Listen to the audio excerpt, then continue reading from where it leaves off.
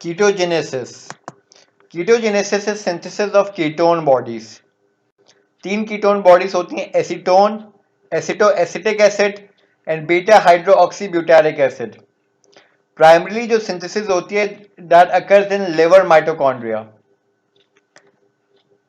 इनमें से 2 ketone bodies aceto acetic acid and beta hydroxy butyric acid serve as a reserve fuel, यानी कि जब प्रोटीन नहीं है, लिपिड नहीं है, कार्बोहाइड्रेट नहीं है, so they act as a reserve fuel. Except in liver cannot use this as a reserve fuel. Even though they can produce this, but they cannot utilize ketone bodies for energy because they lack an enzyme thiotransferases. तो बेचारा liver बना सकता है ketone bodies, लेकिन उसको use नहीं कर सकता। Ketone bodies are used as fuels by tissues such as muscles and kidney. During starvation, that is after about 3 to 5 days of fasting, the brain also uses ketone bodies. In patients suffering from diabetes mellitus and during starvation, there is increased breakdown of fatty acid to produce energy. Excess of acetyl-CoA due to excessive breakdown of fatty acid result in excessive formation of ketone body. जब भी diabetes में ketone body बढ़ जाती है, वो हम आगे भी पढ़ेंगे। 3 कीटोन बॉडीज है, उनमें से एसीटोन जो वो ब्रेथ से बाहर जाती है, और जबकि acetoacetate and beta hydroxy butyrate are excreted in urine.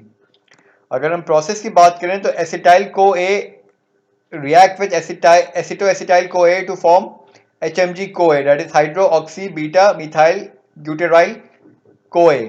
जो एंजाइम यूज होता है HMG CoA सिंथेसिस, ये वही एंजाइम है जो कोलेस्ट्रॉल सिंथेसिस में भी यूज हो रहा है, लेकिन कोलेस्ट्रॉल सिंथेसिस में ये रेट लिमिटिंग नहीं था। कोलेस्ट्रॉल सिंथेसिस में rate limiting was HMG CoA reductase, जबकि कीटोजेनेसिस में HMG CoA synthesis is the rate limiting enzyme. HMG CoA synthesis के बाद आता है HMG CoA लाइसेस, जो बीटा हाइड्रोक्सी ब्यूटेरेट को तोड़ देता है एसिटो एसिटेट में। Acetoacetate can be reduce to beta hydroxy butyric acid, जो कि सेकंड कीटोन बॉडी है।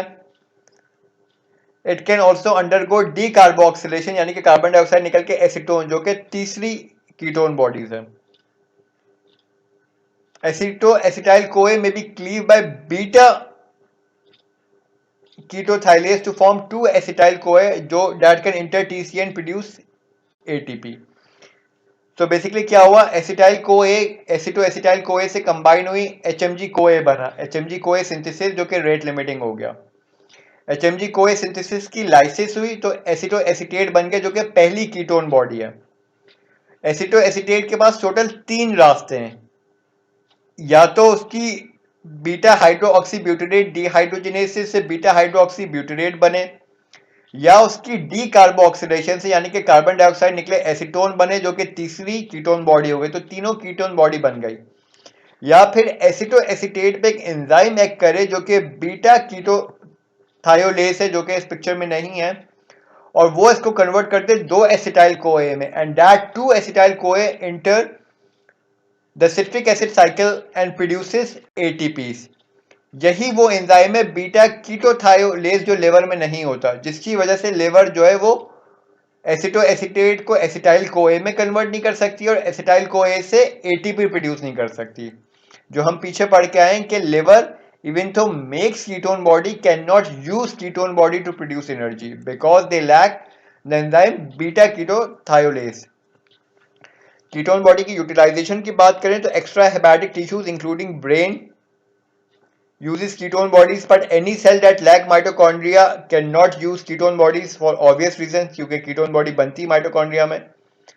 ketone bodies are released from the liver into the blood. From blood, muscle and kidney take up ketone body and oxidizes them to energy. Starvation के दौरान ketone body rises to the extent that they enter brain cell और वहां पे उसकी oxidation होती है। Acetoacetate can be converted to acetyl CoA, which is cleaved by thiolase to form 2 acetyl CoA, which can enter TCA.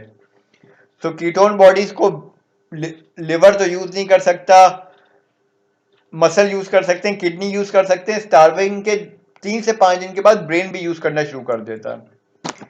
Energy production by ketone body, energy production by ketone body, 1 acetoacetate produces 2 acetyl CoA and हर acetyl CoA produces 12 ATP। तो total 24 ATP produce होती है एक एसिटो acetate से, लेकिन क्योंकि एक ATP use होती है एसिटो एसीटेट को एक्टिवेट करने के लिए, तो जो नेट एटीपी प्रोड्यूस होती है वो 23 एटीपी। तो एक ketone body can produce 23 ATPs. अगर हम क्लिनिकल सिग्निफिकेंस की बात करें तो डायबिटिक कीटो एसिडोसिस में excess of ketone body is called ketonemia. अगर यूरिन में कीटोन बॉडी ज्यादा आने लगे तो कीटोयूरिया होता है। दो कंडीशन ऐसी होती है जिसमें कीटोन बॉडी बढ़ जाती है, एक डायबिटीज मेलाइटिस और एक स्टार्वेशन है।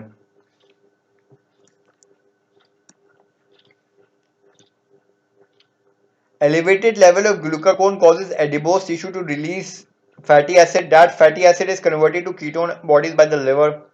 Elevation of ketone bodies क्योंकि acidic है produce acidosis.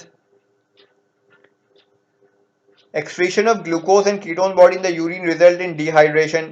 Extremely high level of circulating ketone bodies in a decreased volume of a plasma can cause metabolic acidosis, which if not rapidly treated may lead to coma and death. Step by step, diabetes में insulin सही से काम नहीं कर रहा, insulin सही से काम नहीं कर तो ग्लूकाकोन रिलीज हुआ, ग्लूकाकोन ने क्या किया, लिपिड की रिलीज बढ़ाई, फैटी एसिड बढ़ाया, फैटी एसिड बढ़ा तो कीटोन बढ़ा, कीटोन बढ़ा तो यूरिन में कीटोन की एक्सक्रीशन बढ़ी, यूरिन में कीटोन की एक्सक्रीशन बढ़ी तो साथ साथ पानी की एक्सक्रीशन बढ़ी जिससे डिहाइड्रेशन हुई, और इस डिहाइड्रेशन से मेटाबॉलिक एसिडोसिस हुई जिसको हम डायबिटिक कीटो एसिडोसिस बोलते हैं। डायबिटीज से ग्लूकाकोन, ग्लूकाकोन से फैटी एसिड, फैटी एसिड से कीटोन, कीटोन से कीटोनूरिया, कीटोनूरिया से डिहाइड्रेशन, डिहाइड्रेशन से metabolic acidosis. This entire process is called diabetic ketoacidosis. Thank you.